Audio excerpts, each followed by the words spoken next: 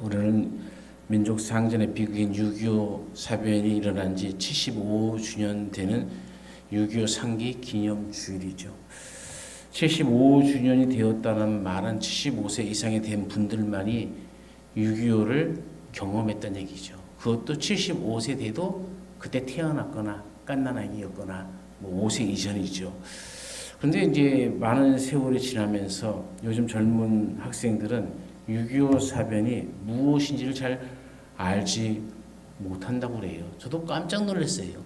6.25 사변이 무엇이라고 초등학생에게 물어봤더니 조선시대 때 일어났던 전쟁입니다 라고 얘기하는 답변이 12%가 나왔대요. 그러니까 전쟁에 대한 우리나라 역사에 대한 개념이 이렇게 없을 수가 있을까 하는 충격을 저도 받았어요. 우리나라에서는 이 한반도의 역사가 시작되어진 지 가장 큰 민족 상전의 비극이 6.25 전쟁 아닙니까? 역사적으로 볼 때도 제1차 세계대전과 2차 세계대전 다음에 가장 격렬했던 전쟁이 6.25 사변이라고 얘기해요. 얼마나 심각한 전쟁이었는가를 그 희생자들이 20만이 넘고 이런 말할 수가 없는 희생자들을 낳죠. 문제는 이 전쟁이 아직도 끝나지 않았다는 얘기입니다. 전쟁은 종전 선언이 되어야 끝나는데 6.25 전쟁은 아직 종전이 되어지지 않고 휴전 상태입니다.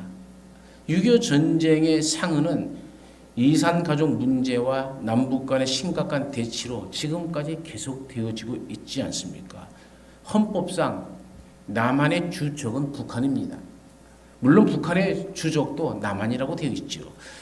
북한은 핵무기와 같은 최신 무기를 개발해서 남한을 위협하고 있고, 남한은 북한의 도발, 혹시라도 핵 전쟁을 벌이면은 그 이상의 대가를 치를 것이라고 공언하고 맞서고 있습니다. 서로 적대적인 관계를 갖추면서 살벌한 분위기 속에 대치하고 있는 것이 한반도의 현실이란 것을 우리는 잊어먹고 살아요. 지금이 전쟁 휴전 상태인지 완전히 이게 전쟁이 끝난 것인지를 구별하지 못하고 산다는 것이죠. 이 한반도의 현실이 같은 민족끼리 이 적대적인 관계가 계속 되어지고 있는 거죠. 이걸 어떻게 해결할 수 있겠습니까? 그 가능성이 있기는 한 것일까요? 오늘 우리는 본문을 보면서 그 가능성이 어떻게 가능한지를 한번 말씀을 통해서 살펴보고자 합니다. 오늘 본문은 주님께서 구약의 말씀을 업그레이드 시킨 말씀이라 표현할 수가 있죠.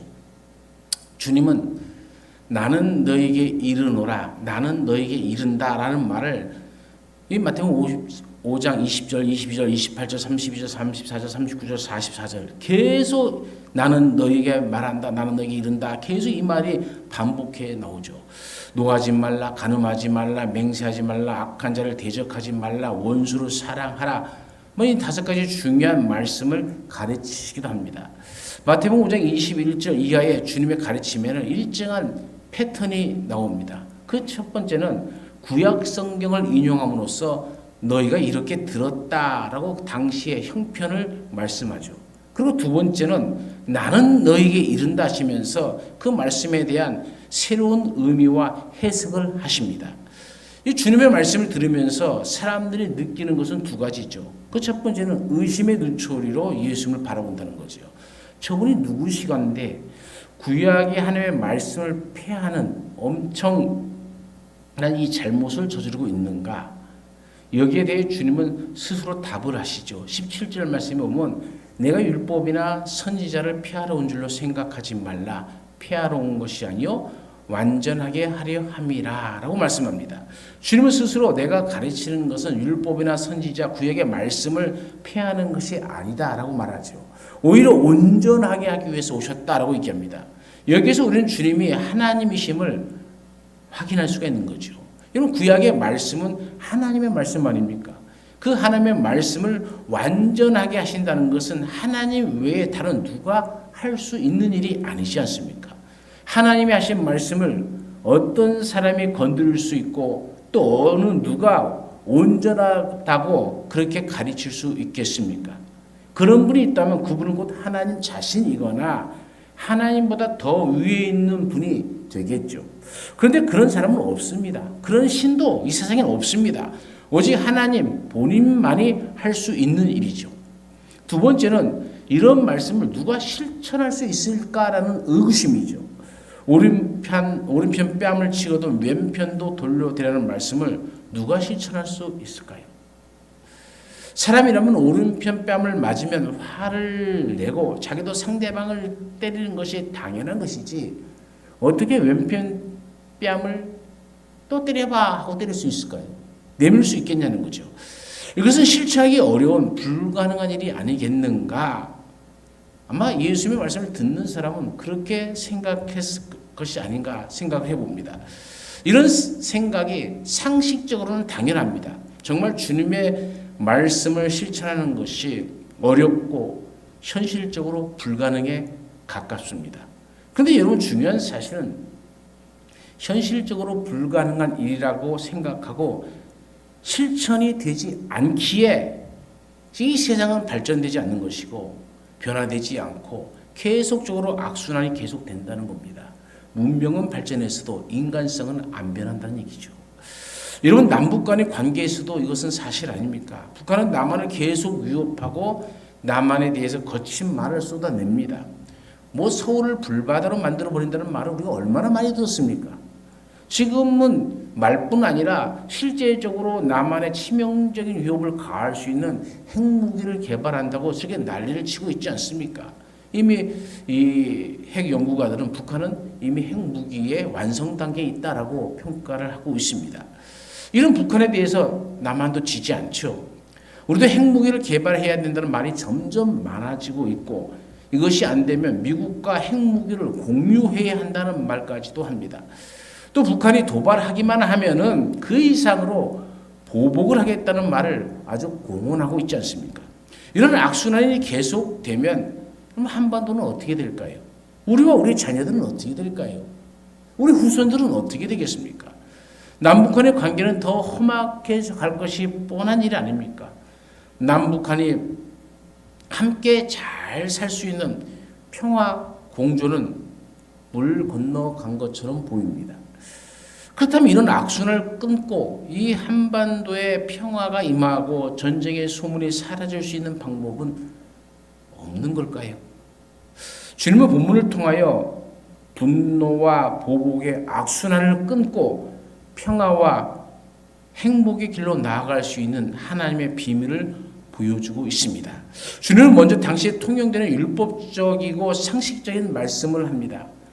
또 눈은 눈으로 이는 이로 갚으라 하였다는 것을 너희가 들었으나 너희가 들었다는 말은 율법에 그렇게 기록되어져 있다는 것이죠. 출애굽기 21장 23절부터 25절 말씀에 그러나 다른 해가 있으면 갚되 생명은 생명으로 눈은 눈으로 이는 이로 손은 손으로 발은 발로 된 것은 된 것으로 상하게 한 것은 상함으로 때린 것은 때림으로 갚을지니라 이렇게 말씀합니다. 구약의 율법을 주님께서 온전하게 하셨다고 해서 이 법이 잘못된 것입니까? 구약 성경에 하나님 주신 법이 잘못된 것이기 때문에 주님께서 온전하게 하셨다는 말일까요? 뭐 그렇게 생각할 수도 있겠지만은 그렇지가 않아요. 이 구약의 율법 또한 너무나도 귀한 말씀입니다. 그 첫 번째 이유는 이 법은 생명을 보호하는 법이기 때문에 그래요. 이렇게 법을 정함으로써 다른 사람들의 해를 끼치지 않게 된다는 그런 뜻을 갖고 있죠. 그렇게 살아가야 된다고 우리가 말하고 있는 겁니다. 내가 다른 사람의 눈을 상하게 했으면 내 눈도 상하게 되니까 그것이 두려워서라도 다른 사람에게 해를 끼치지 않게 살아가야 된다라고 하는 뜻을 포함하고 있는 거죠. 두 번째는 이 법은 보복을 최소한으로 막는 데 유용한 법입니다. 사람들의 심리는 보복을 할 때에 받는 것보다 더하지 받은 만큼 하는 사람은 없습니다. 상대방이 한 대 때리면 나도 한 대 때리면 딱 맞는 것 같은데 한 대 안 때려요. 두 대, 세 대 때려야 승리한 것처럼 생각해요. 그래서 두 대, 세 대를 더 때립니다. 그러나 이 법을 통해서 두 대를 때리지 말고 한 대만 때리게 함으로써 보복의 악순환을 최소한으로 막게 하는 것이죠. 또 우리가 뜻하지 않게 사람을 다치게 할 수가 있어요. 그런 경우에 어떻게 합니까? 의도적인 것이 아닌데 뭐 실수로 해갖고라든지 어떤 사고로 인해서 남을 해를 끼칠 수가 있어요. 내 의도하고는 아무 상관없이. 그렇다고 하면 그 사람들이 나도 똑같이 할게 이렇게 하면서 그렇게 나아가는 것을 최소한으로 막을 수 있는 법이 바로 이 법이라는 것이죠. 이러한 법은 이 타락한 세상에서 사람을 보호하기 위해서 꼭 필요한 법이죠. 그러나 이러한 법이 필요하다고 해서 이 율법이 세상을 새롭게 변화시킬 수 있는 법은 되지 못한다는 거예요. 단지 이 세상을 유지시킬 수 있는 최소한의 법에 불과하다는 겁니다. 즉 범죄를 예방할 수 있는 하나의 방법은 되지만은 그러나 힘 있는 자들이 그 힘을 이용해서 이 법을 어기고 자기 아들이 당했다고 가해자에게 2배, 3배, 10배 이상의 폭력을 가할 수 있는 것이 현실 아닙니까? 이런 보복을 가할 때에 이 부자들을 또 징계하기란 것은 쉽지 않아요. 그래서 그 법의 최소한으로만 할 수 있도록 이 법을 제하는 거죠. 이것이 무너질 때에 우리는 속된 말로 이런 말이 나오는 거예요. 유전무죄, 무전유죄라는 말이 나오는 겁니다. 복수는 근본적으로 악을 제거하지 못합니다. 폭력은 또 다른 폭력을 낳게 되고 폭력의 악순환은 결국 둘 다 망하게 만들고 마죠. 여러분 이 오늘날 전쟁을 보십시오. 이스라엘이 이란을 침공하고 이란이 또 이스라엘에게 보복을 하고 미국에 개입해서 또 전쟁이 확대해지고 아마 한 1주, 2주 이 사이가 이란이 망하느냐 아니면 미국이 위기 속에 처하느냐 둘 중에 하나의 기로에 서게 될 것이다 하는 거예요. 여러분 이 이스라엘과 중동 지방의 전쟁이 수천 년이 지난 지금까지도 계속 그치지 않고 있는 이유는 뭡니까? 바로 복수는 복수를 낳고 있기 때문에 그래요. 우리 한 명 죽였어? 이스라엘 백성들은요, 자기 민족이 한 명이 죽으면 그거에 저쪽에는 상대방을 50명을 죽여야 속이 풀린다 하면서 그렇게 폭탄을 때려 부수는 거예요. 우리나라 사람과 미국 사람들은 이스라엘에 대해서 굉장히 친이스라엘 정책을 갖고 있어요. 왜 그러냐면은 성경 때문에 하나님 말씀, 예수님을 믿기 때문에 이상하게 이스라엘은 같은 편이다라는 느낌을 받잖아요. 여러분도 그래요? 근데 이란 하면 벌써 이 이란 민족, 이라크 주위에 둘러싸여 있는 이 뭐 애굽이나 이것들 하면 벌써 싫잖아요. 왜? 성경의 원리 기준에서 그렇게 보기 때문에 그래요. 그러나 이런 말씀이 있음에도 불구하고 이스라엘은 계속적으로 전쟁의 중심에 있다는 거예요. 하나님의 말씀이 안 지켜진다는 겁니다. 하나님의 말씀이 안 지켜지기 때문에 세상이 시끄러워지고 온 나라를 전쟁으로 빠뜨려 버리는 것 아닙니까? 이 세상을 변화시키고 더 살기 좋은 세상을 만들기 위해서는 이 보복 금지법 이상의 또 다른 법이 필요하죠. 그것이 주님이 가르쳐 주시는 악한 자를 대적하지 말라라는 사랑의 법입니다. 주님은 사랑의 법에 대해서 이렇게 말씀하고 있죠. 내 오른편 뺨을 치거든 왼편도 돌려대라는 말씀입니다. 이것이 가장 잘 알려진 말씀 아닙니까? 잘 알려진 것만큼 그러나 시행하기는 참 어려운 말씀. 다시 말하면 시행하지 않는 말씀, 실천하지 않는 말씀이 되어져 버렸어요. 사람이 누군가의 오른편에 뺨을 때리려면 왼손으로 때려야든지 아니면 오른손 등으로 때려야 됩니다. 근데 이 두 가지는 모두 전부 상대방을 가장 무시하는 행동이에요. 여러분 상대방이 오른손 등으로 오른뺨을 때리면 아파서가 아니라 그 사람에게 가장 큰 모욕감을 느끼게 참기 힘들 만큼의 모욕감을 느끼게 할 때에 손 등으로 뺨을 때리는 겁니다. 그런 경우에 여러분 왼편을 돌려댈 수 있겠냐는 거예요. 그냥 한 대를 때리는 것을 끝나는 것이 아니라 맞는 아픔은 참을 수 있는데 큰 모욕감은 우리가 대부분 참지 못하지 않습니까? 그 모욕감을 안겨줄 때에 과연 나는 그 모욕감을 참으며 왼편의 뺨을 돌려댈 수 있겠냐 그 말입니다. 자기가 잘못했어도 그렇게 하기 어려운데 더군다나 자기는 잘못이 없는데도 이런 일을 당하면은 도저히 참을 수 없는 일이죠. 그런데 주님은 이것까지 참으라라고 말씀하십니다. 여러분, 가룟 유다가 군대를 이끌고 예수님을 잡으러 옵니다. 아무런 잘못이 없는데도 검과 몽치로 무장을 하며 예수님을 잡으러 왔을 때에 제자들이 칼을 빼서 종의 귀를 자르죠. 그런데 주님은 그 제자들을 향해서 뭐라고 얘기합니까? 이것까지 참으라라고 말씀하십니다. 이것까지 참아야 하고 이것까지 양보해야 한다는 거예요. 여러분, 죽으면 죽었지 그것은 도저히 못 참겠다는 말을 하지 않길 바랍니다. 이것을 못하면 세상은 바뀌지 않고 변하지 않고 좋은 쪽으로 흘러가지 않습니다. 계속적으로 인간의 분노와 보복과 악함으로 더 잘못된 방향으로 흘러가기가 쉽습니다. 이것까지 참아야 하고 이것까지 양보해야 합니다. 주님은 십자가까지 참았습니다. 뺨을 치는 자에게 뺨을 맡기고 조롱하는 자의 조롱을 온몸으로 다 받으셨습니다.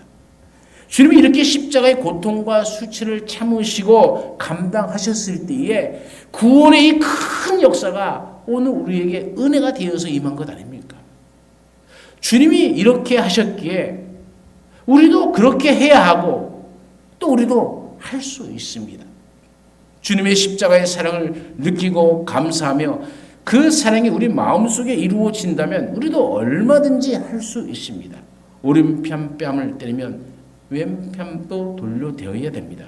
이것이 주님이 승리하신 비결이고 또한 성도들의 승리 비결입니다.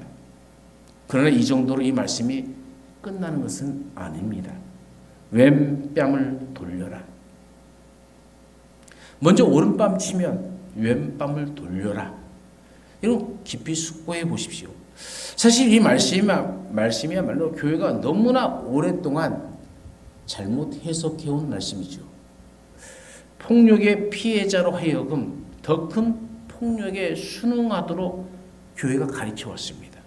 폭력에 대한 무저항주의를 가르친 셈이죠. 비굴하더라도 폭력 앞에 순응하는 것이 교인다운 선택이라 생각했겠죠. 그럼 예수님의 진의가 과연 그것이었을까요? 폭력에 그냥 아무 대항 없이 순응하라는 뜻이었을까요? 주님은 십자가를 그런 모양으로 지셨을까요? 오늘 우리 이 말씀을 통해 예수님께서 선포하시려던 이 중요한 메시지를 올곧게 깨닫기 위해서 예수님 당시의 이 뺨치기에 대한 관행적 인식을 살펴볼 필요가 있죠. 이 지중해 문화권 속에서는 왼손 사용은 점잖지 못한 행위로 인식되었습니다. 저희가 어렸을 때도 우리 집 식구는 다 오른손잡이인데 제 남동생은 왼손잡이였어요. 그래서 식사 때마다 우리 아버지한테 왼손으로 먹지 말고 오른손으로 먹어 하는 훈계를 계속 들었어요. 듣다 보니까 나중에 이제 오른손을 쓰는데 얘가 이제 병이 들어갖고 아파갖고 신체를 잘 움직이지 못할 때는 도로 왼손잡이가 되더라고요. 오른손보다 왼손을 더 잘 쓰더라고요. 그래서 야, 그거 왼손잡이라는 것도 태어나는 것이구나 라는 것을 제 동생을 보면서 깨달았어요. 근데 이 쥐중의 문화권에서는 왼손잡이라는 그 의미는 병든 자, 장애자라는 의미를 갖고 있어요. 우리가 사사 에훗도 왼손잡이인데 그래서 사람들은 에훗을 장애가 있는 사람으로 얘기합니다.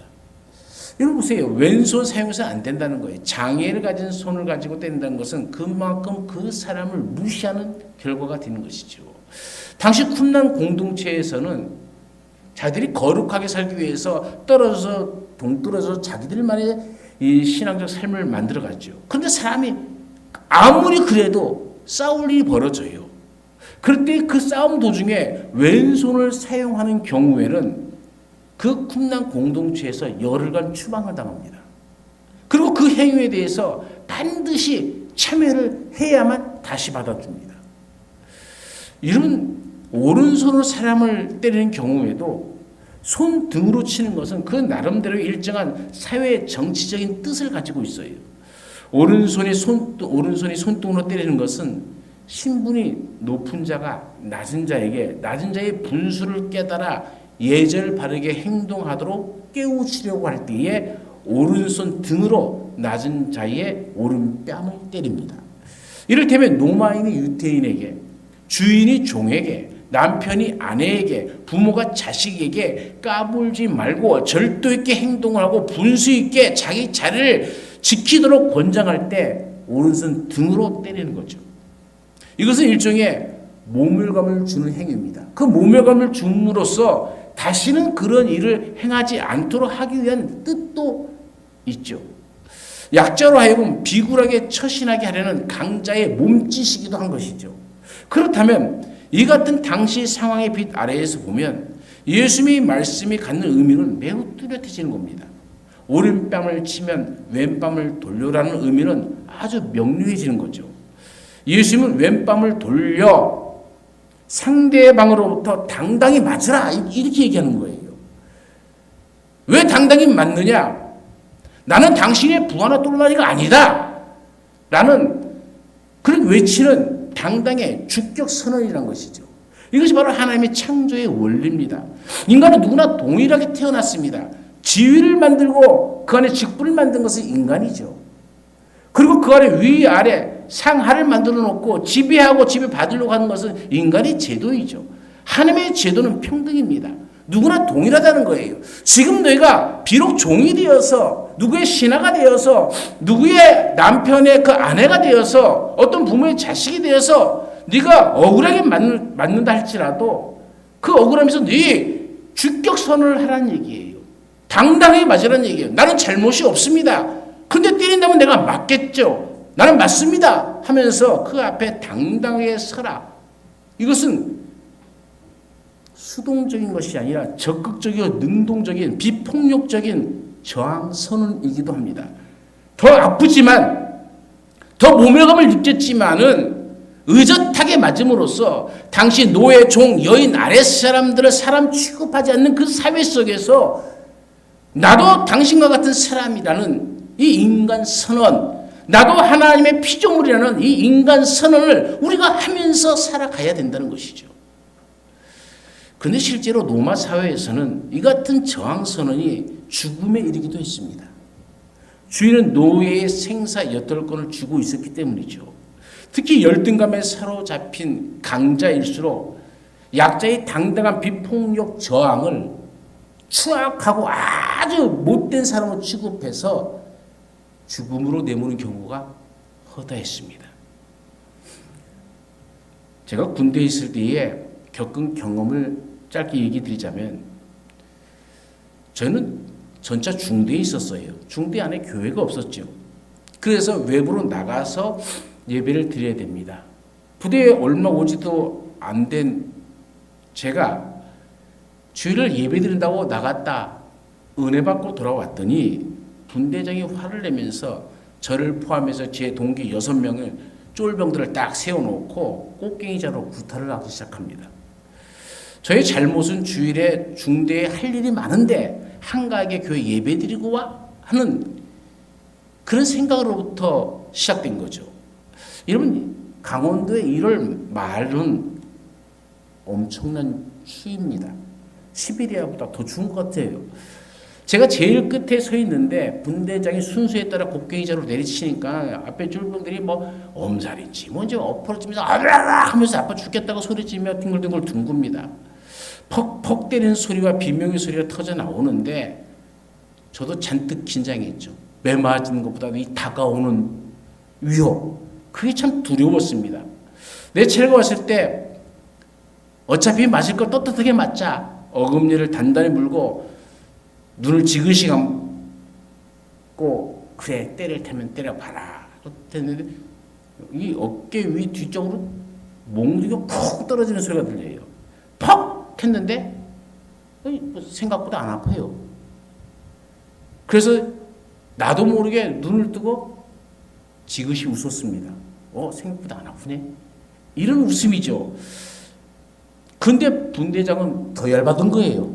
이놈 자식이 아프다고 뒹굴어야 되는데 안 뒹구니까는 이게 더 열받은 거예요.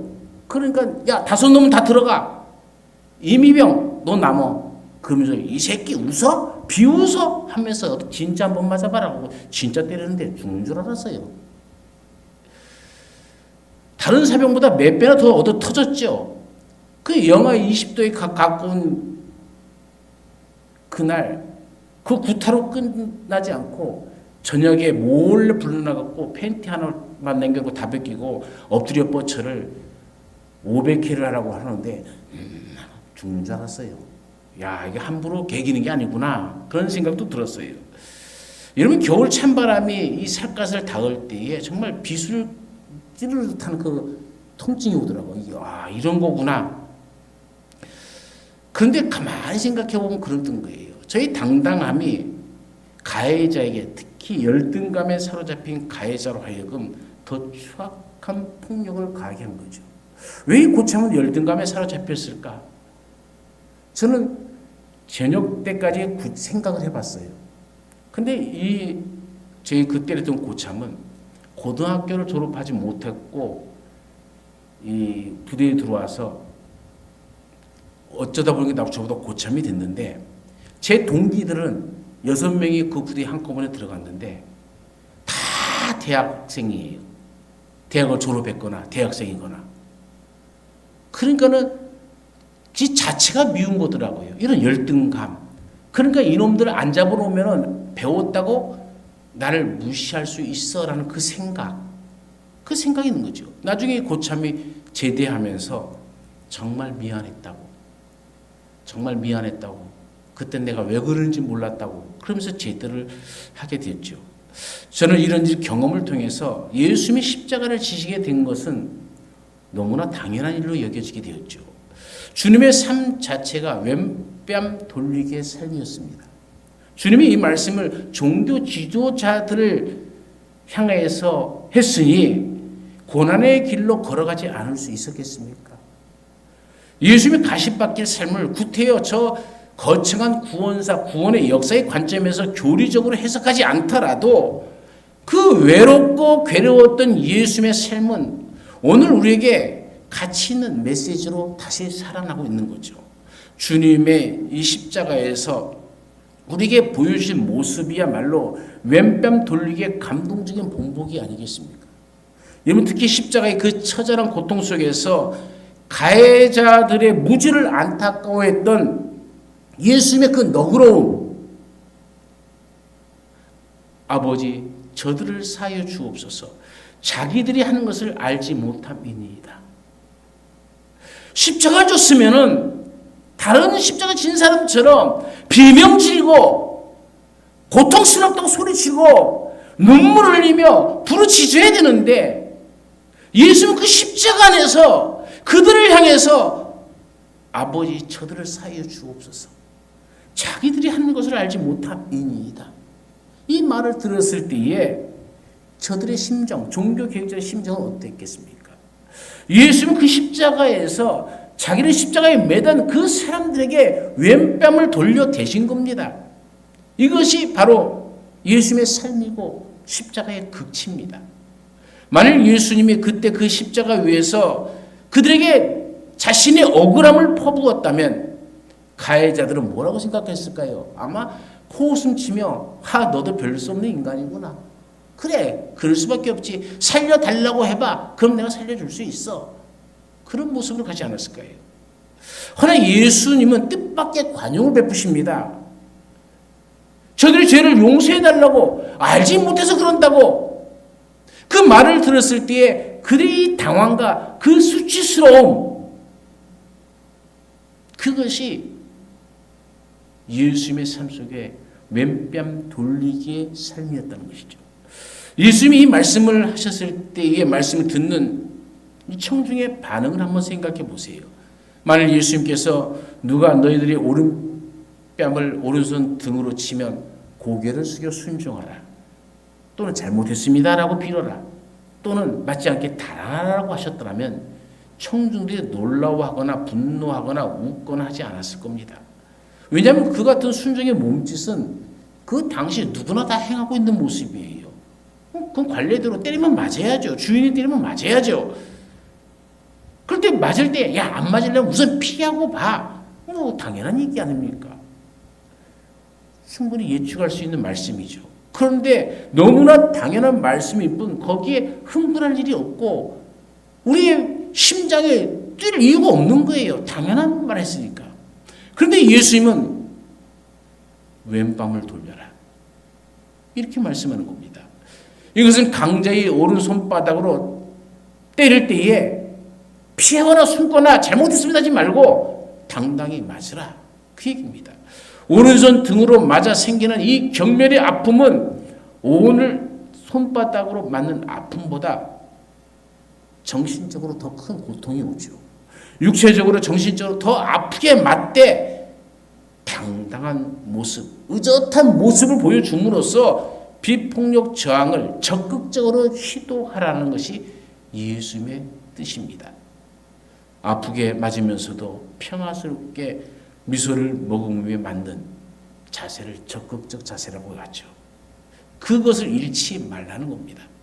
우리가 예수 그리스도를 전하다가 이런 화를 당할 수도 있죠. 그러나 그 화를 두려워하지 말라는 거예요. 네가 예수를 전할 때에 소금을 뿌리느냐? 그러면 들어가서 아이고 소금 내 몸에도 뿌려주세요. 그렇게 말할 수 있어야 된다는 거예요. 그래야 진리가 당당해지는 겁니다. 소금 뿌렸다고 아유 저 집은 다시는 안 갈 거야. 이건 복수입니다. 이 복수 갖고는 생명의 구원을 받지 못합니다. 그럼에도 불구하고 다시 들어가서 아이고 흙에다 뿌리지 말고 내 몸에 뿌려주세요 라고 했다면 사람들은 달랐겠죠. 우리는 스데반의 죽음도 보았습니다. 스데반의 죽음은 바로 예수님의 왼밤을 돌려라라는 그 말씀을 그대로 실천한 삶이었죠. 이런 예수님의 진리를 알아채는 약자들의 얼굴, 그 얼굴에는 잔잔한 감동과 미소와 당당함이 그 속에 일어나기 시작한 겁니다. 강자 가해자들의 얼굴에는 분명히 당혹스러운 표정이 역력했겠죠. 강자들의 당황을 견눈질로 확인한 밑바닥 인생들은 속으로 흐뭇하게 웃으며 기뻐했을 겁니다. 당혹의 수준을 넘어서 수치가 맞아 강자들이 느꼈다면, 그리고 그 표정을 약자들이 간파했다면 약자들은 속으로 더욱 고소하게 느끼게 되어서 박수를 치고 싶었을 겁니다. 그런데 오늘 우리들에게 이런 웃음이 있습니까? 당당하게 왼뺨을 돌려댈 수 있는 담대함이 있습니까? 왼뺨으로 돌려댐으로 잘못된 이 세대를 향한 외침이 우리 가운데 있습니까? 오늘 우리 여전히 예수님의 이 말씀을 들어도 2000년 전에 그 통쾌함을 느끼지 못하고 있습니다. 제도화된 기독교의 눈으로는 그 통쾌함을 볼 수도 없고, 제도화된 교회의 귀로는 그 통쾌함의 웃음소리를 들을 수 없게 되었습니다. 주님께서 귀가 있는 자는 들을지어다 라고 말씀하셨는데, 우리의 귀 속에는 교리와 전통의 소리 차단 장치가 너무 오랫동안 설치되어 있었던 것이죠. 그래서 강대국이 약소국을 멋대로 치려 해도 약소국은 비굴하게 순종하는 것에 대해서 오히려 아멘이라고 강대국을 축복하고 있는 것 아닙니까? 오히려 강자들의 편을 들고 있는 것 아닙니까? 이제 우리의 삶을 믿음 안에서 새롭게 정리해야 합니다. 하나님의 말씀이 하나님의 말씀으로 들려져야 합니다. 그 어떤 세력에도 흔들리지 아니하는 주님의 담대함이 오늘 우리의 담대함이 되어져야 됩니다. 우리도 성령이 함께 하신다면 이 성령의 도우심으로 이 잘못된 세상의 권세, 강한 자의 폭력, 가진 자의 욕망에 왼뺨을 돌려대면서 하나님께로부터 멀어진 이 세상을 하나님으로부터 부끄러움을 당하게 하는 그런 믿음의 용사들이 되어야 합니다. 그래 우리의 인생이 주님과 함께 부활하는 인생이요, 세상이 들을 수 없는 하나님의 말씀을 듣는 우리의 삶이요, 세상이 행할 수 없는 그것을 실천함으로 크게 웃는 인생들이 되어지기를 간절히 축원합니다. 우리 가운데 함께 하시는 하나님, 주님의 말씀을 더 깊이 마음판에 새깁니다. 억울한 일 당하고 힘든 일 당하고 그 모욕감 속에서도 주님은 왼뺨을 돌려대며 당당히 나도 당신들과 같은 인간이라는 것, 하나님의 창조물이라는 것, 하나님 안에서 당신이나 나나 평등하다는 이 명백한 사실을 떳떳하게 이야기할 수 있는 왼뺨을 돌려대라는 이 말씀이 우리의 마음판에 새기게 하여 주옵시고, 어디 있든지 어디서든지 어디 가든지 항상 주님 안에서 하나님의 말씀 가운데 서서 그 믿음으로 담대함을 얻어서 하나님이 주시는 그 즐거움, 그 기쁨에 참여하는 우리 모두가 되게 하옵소서. 하나님 만날 그날까지 우리가 주 안에서 믿음의 승리하는 용사들이 되어지길 간절히 원하오며 우리 주 예수 그리스도의 이름으로 기도드리옵나이다. 아멘.